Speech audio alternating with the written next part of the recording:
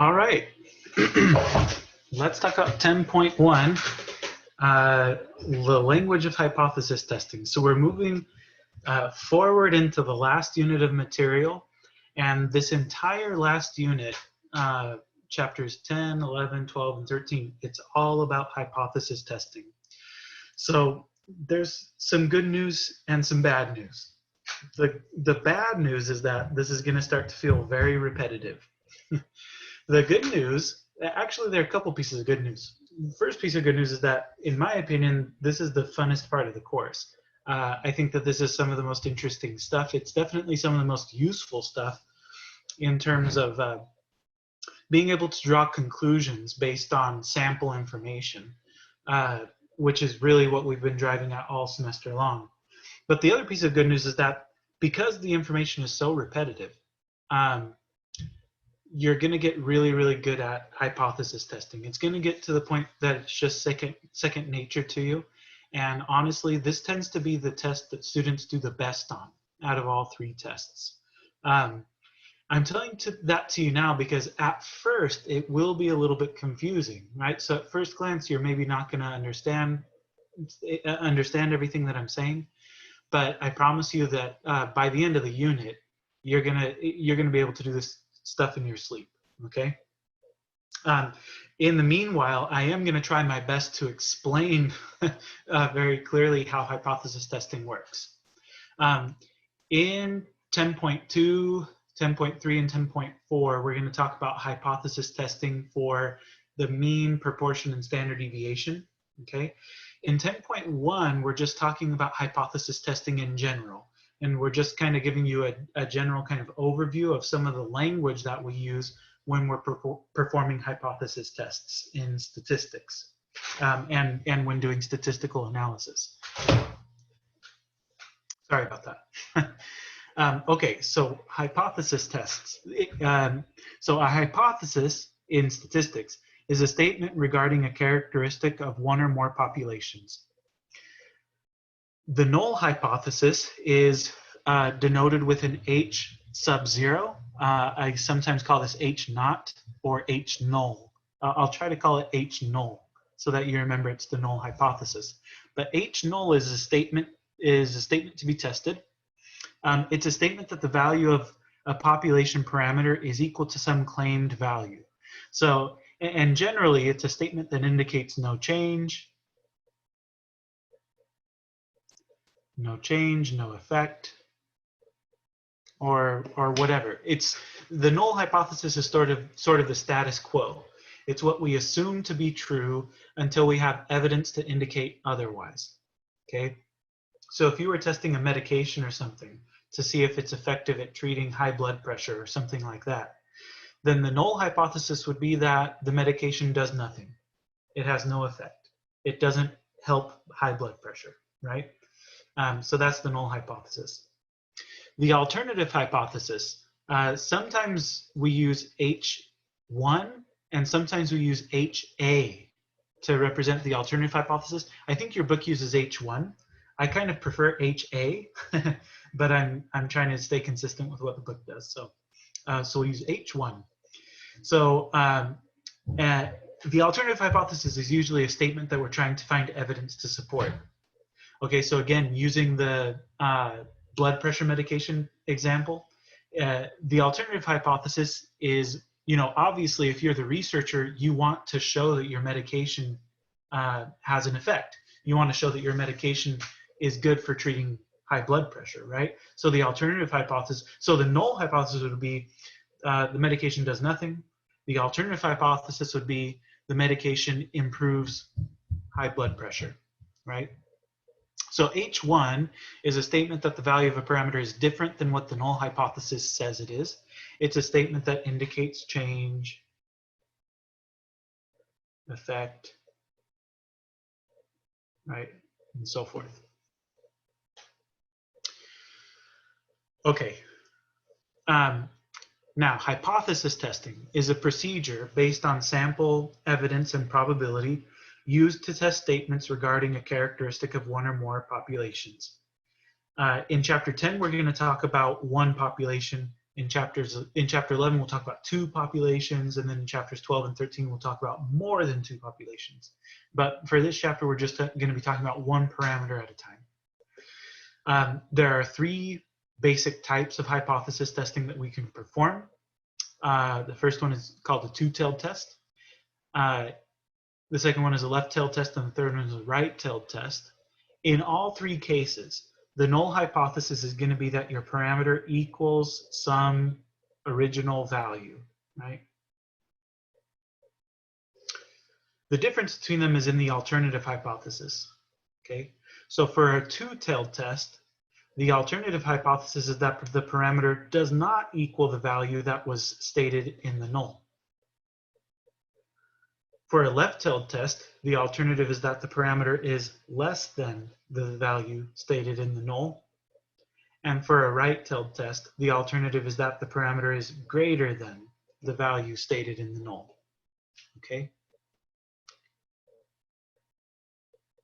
So let's practice with this concept a little bit.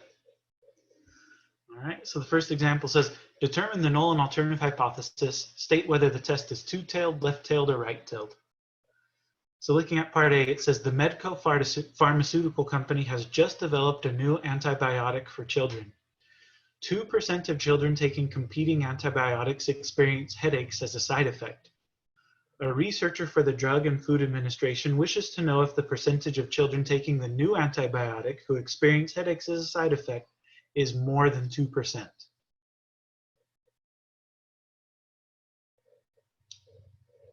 Okay. So the thing that the researcher is trying to figure out is usually what we state as the alternative hypothesis.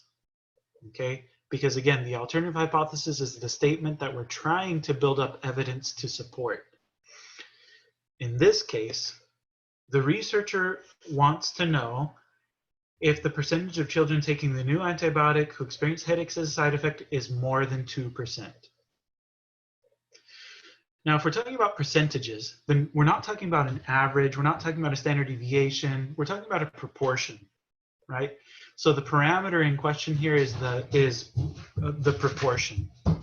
And so right away, you can say that, hold on a sec. Hey, wait. So right away, you can say that you're going to be testing a proportion P. Okay, hold on a sec.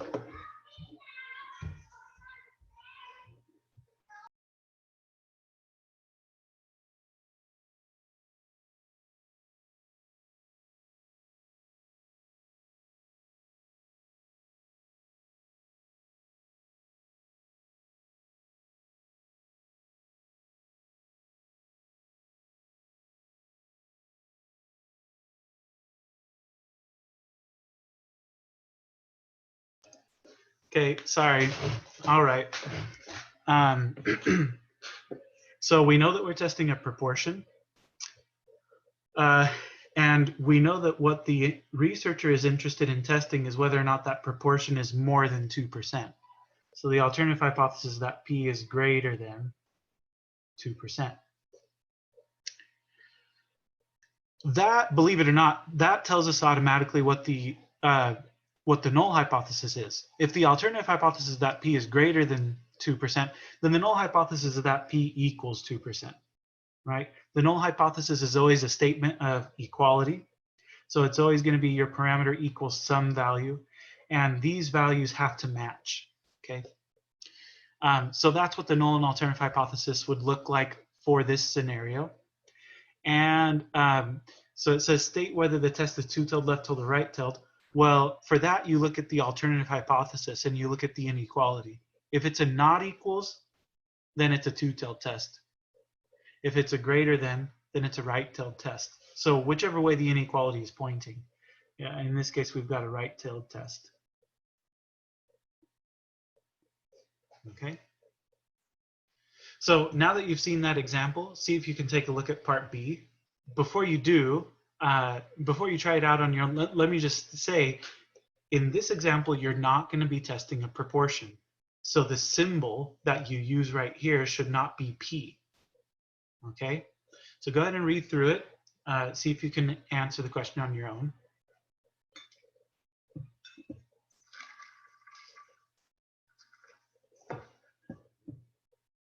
Okay, now here's my solution. So it says the blue book value of a 3-year-old Chevy Corvette is $56,130. Grant wonders if the mean price for a used 3-year-old Chevy Corvette in the Miami area is different from $56,130. Okay, so again, we're not looking at the proportion of cars that are more than that or less than that or different from that. We're looking at the price. We're looking at the kind of average price of all of the 3-year-old Chevy Corvettes in the Miami area. So average, that means mean, right? We're going to be testing means here.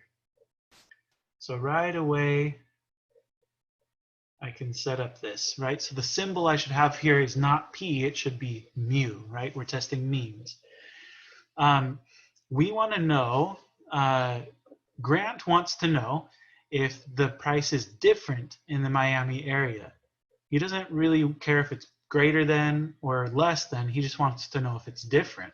So for that, we're going to say different, not equal to 56,130. So that's our alternative hypothesis. The null hypothesis, of course, then would be that mu equals $56,130.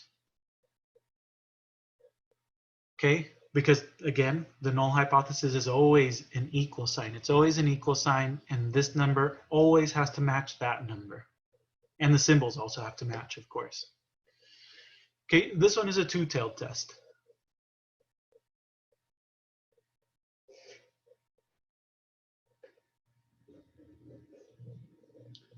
Okay, so that's that one. Let's look at one more kind of like this. I'll let you look at this one, see if you can figure out what the null and alternative hypotheses are. Okay, I'm going to go ahead and give you my solution, right? So it says the standard, right away, right? It says the standard deviation of the contents of a 64-ounce bottle of detergent using an old filling machine is 0.23 ounces. The manufacturer wants to know if the new filling machine has less variability. Well, that's a pretty big giveaway, right? That you're testing standard deviations here. It says point blank, the first 3 words, the standard deviation. But then also, it says the manufacturer wants to know if the filling machine has less variability. Well, what statistic do we have that measures the variability? Well, that's the standard deviation, right? The smaller the standard deviation, the less the variability. So we're testing standard deviations here. The symbol for that is sigma. Right, so automatically we have this situation. It says the manufacturer wants to know if the new filling machine has less variability. Less variability than what? Well, less variability than the old filling machine. The old filling machine had a variability of 0.23 ounces. So we want to know if sigma is less than 0.23. That's our alternative hypothesis. So then the null hypothesis is that sigma equals 0.23. Okay, and that's that one. So this one is a left-tailed test because the inequality is pointing to the left. So that's the idea. Okay, this is how we would set up our hypotheses. Now, what we want to do is use some probability, and based on the probability that we compute, we want to be able to make a decision about whether we're going to accept, whether or not we're going to reject the null hypothesis, basically. So we want to decide whether or not we're going to reject the null hypothesis. Basically, you can think of it like the null hypothesis is on trial, okay? So we're going to use our sample data and some probability to decide whether or not to reject the null hypothesis. We never accept the alternative and we never accept the null. We either reject the null or we don't reject the null. And like I said, it's helpful to think of this in terms of a criminal trial. So in hypothesis testing, the null hypothesis is the defendant, and we're trying to decide if we should convict, which would be to reject the null, or to acquit, which would mean not rejecting the null. Acquitting a defendant doesn't mean that the defendant is innocent. It just means that there's not enough evidence to convict, right? And so similarly, not rejecting the null hypothesis doesn't mean that we're accepting the null hypothesis, okay? Not rejecting the null hypothesis doesn't mean that the null hypothesis is true. It just means that there's not enough evidence to show that it isn't true, okay? So this is where the logic gets a little bit tricky, but as I said at the beginning of the lecture, you'll get the hang of this, okay? Just think it through, pause the video, think about this a little bit, and try to make it make sense in your mind. But yeah, not rejecting the null doesn't mean that the null hypothesis is true. It just means there's not enough evidence to show that it isn't true, okay? So now, because our decision is based on sample information, so it's based on incomplete information, we can never be 100% certain that the decision is correct. In fact, there are 4 possible outcomes. So one possible outcome is that we reject the null hypothesis when the alternative hypothesis is true. That would be good, right? If the alternative hypothesis is true, then that means the null hypothesis is false, and so we'd want to decide to reject it, right? So this decision would be correct. We could also decide not to reject the null hypothesis when the null hypothesis is true. And again, that would be a good thing. If the null hypothesis is true, then we don't want to reject it, right? So if we don't reject the null hypothesis, when the null hypothesis is true, that would be a good decision. That would be a correct decision. Okay. But it's also possible we could make incorrect decisions. It could be, for example, that we decide to reject the null hypothesis even though the null hypothesis is true. And this decision would, of course, be incorrect. And it has a special name. It's called a type 1 error.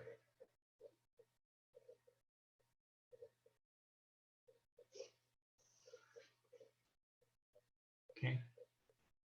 And then finally, we could make a mistake by saying by not rejecting the null hypothesis, even when the alternative hypothesis is true. So if the alternative hypothesis is true, we want to reject the null.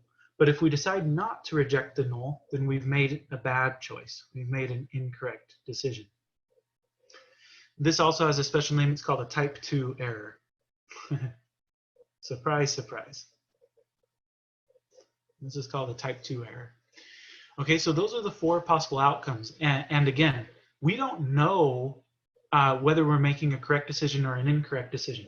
The best we can do is decrease the likelihood of making an incorrect decision. And when we're hypothesis testing, that's what we're trying to do. We're trying to minimize the likelihood that scenario 3 or 4 happens. But we'll never know with 100% certainty if we've made a mistake or not. Okay. Here's a chart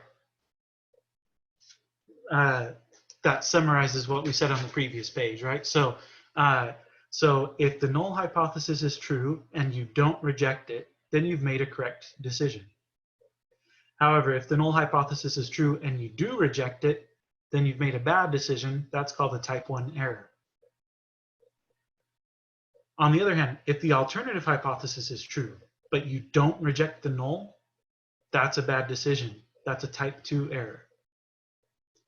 But if the null hypothesis is true and you do reject the null, then you've made a correct conclusion. Thinking of this like a criminal trial, so going back to that analogy, a type 1 error, so this would be, a type 1 error would be to reject the null hypothesis even if it's true. So that would be like convicting an innocent defendant. So a type 1 error would be like convicting an innocent defendant, which would be pretty bad, right? It happens sometimes with our justice system, but we hope that it doesn't happen very often, right? A type 2 error, well, a type 2 error would be if we don't reject the null, even if the alternative is true. So it would be like acquitting a guilty defendant. right? So a type 2 error would be like acquitting a guilty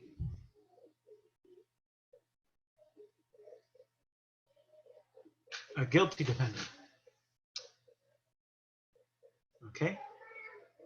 So let's take a look at an example. So example 2 here says, the researcher from example 1a conducts a hypothesis test with p equals 0.2 and, with the null hypothesis that p equals 0.02 and the alternative that p is greater than 0.02, which should have been what we wrote down on the previous page. Part A says, explain what it would mean to make a type 1 error. Well, let's remind ourselves of the situation in example 1a. Example 1a was the pharmaceutical company. They developed a new antibiotic. They want to know if children who take this antibiotic are more likely to experience headaches as a side effect. They want to know if more than 2% of them experience headache as a side effect.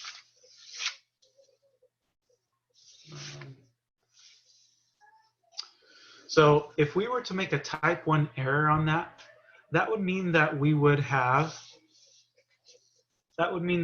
rejected the null hypothesis, even though the null hypothesis is true. So that would be like saying that more than 2% of children experience headache as a side effect, even though only 2% of children experience headache as a side effect. So this would mean that we concluded that more than 2% experience headache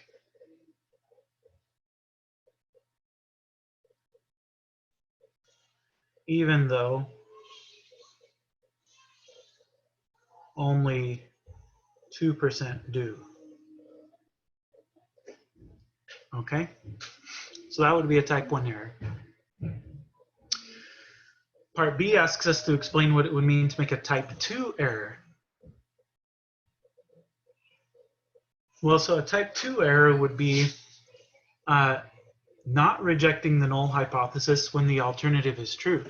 So it would be, this would mean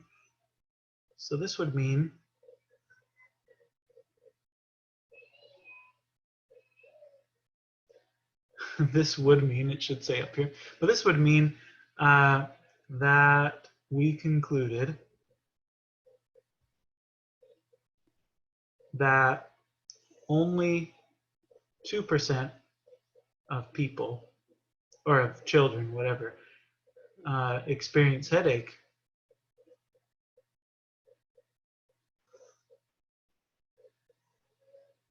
when in reality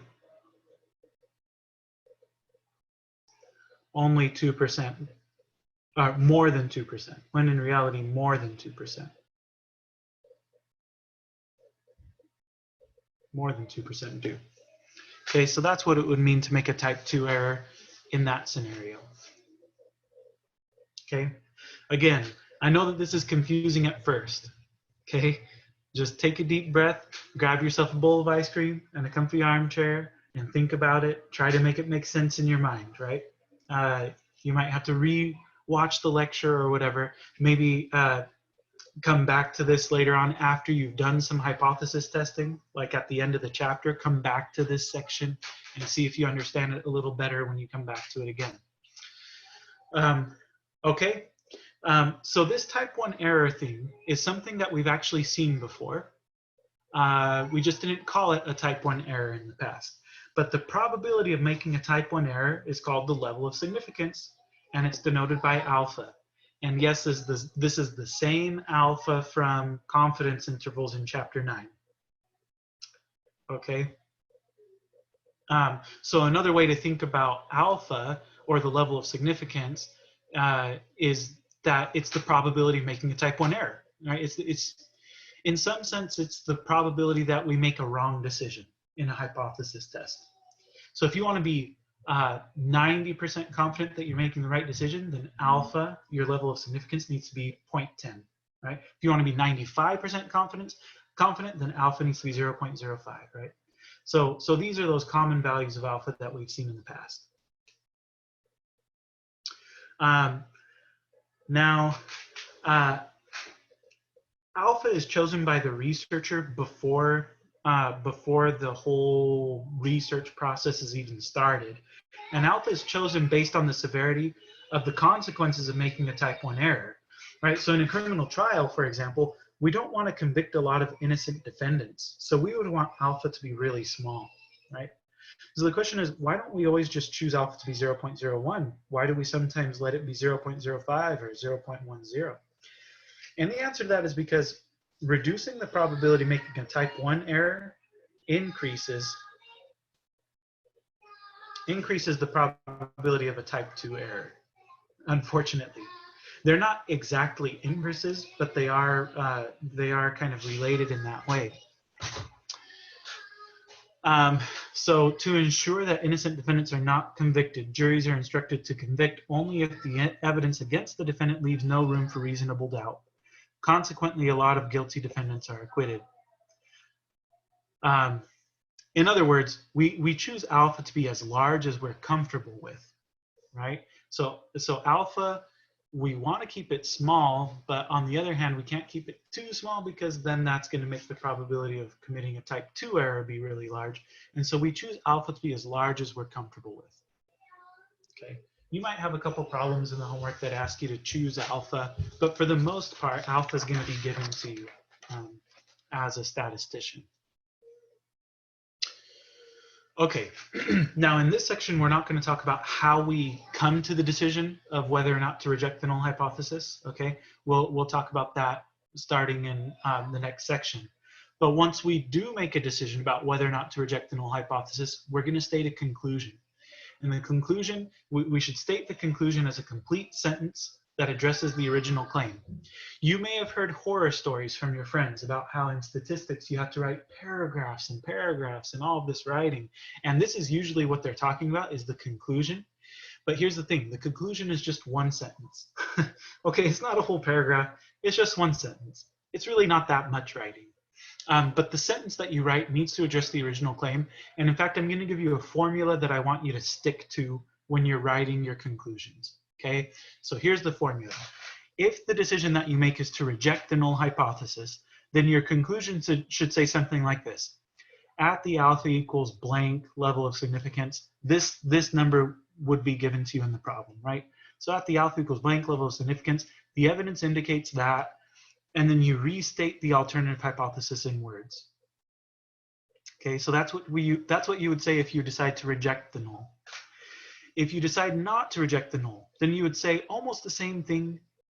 You would just add not in there. So you'd say at the alpha equals whatever level of significance, there is not sufficient evidence to indicate that, and then restate the alternative hypothesis in words. Okay. So I'll give you an example of this. Going back to that same example we've looked at a couple times before, the pharmaceutical thing, whether or not these antibiotics cause headaches as a side effect.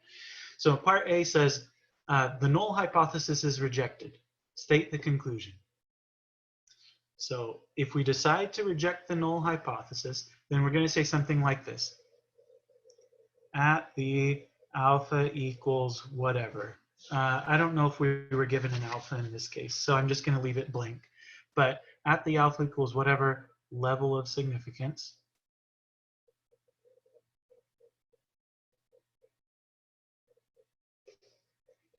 the evidence indicates that, and then we're going to restate the alternative hypothesis in words. Well, what was the alternative hypothesis? The alternative hypothesis was that the proportion was greater than 0.02. Or another way to say that is that the percentage is greater than 2%. The percentage of what? Well, the percentage of children taking the antibiotic who experience headaches as a side effect. So yes, we're going to write all of that down. You can do it. I believe in you. So at the whatever level of significance, the evidence indicates that. I'm going to say it like this. I'm going to say Evidence indicates that more than 2% of children experience headache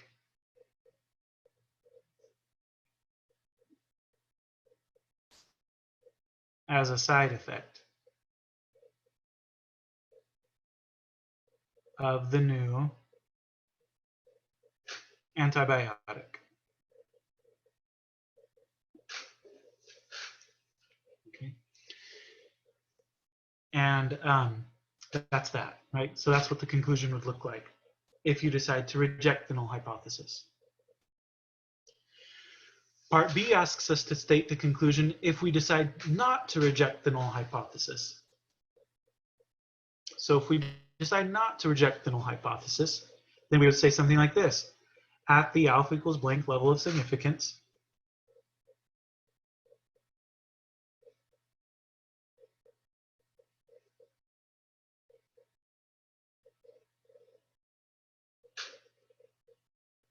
there is not sufficient evidence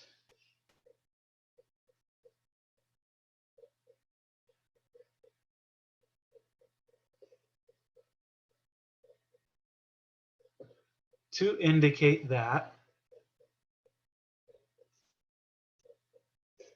and then you restate the alternative hypothesis in words. So I'm just going to copy and paste. So there's not sufficient evidence to indicate that more than 2% of children experience headache as a side effect of the new antibiotic.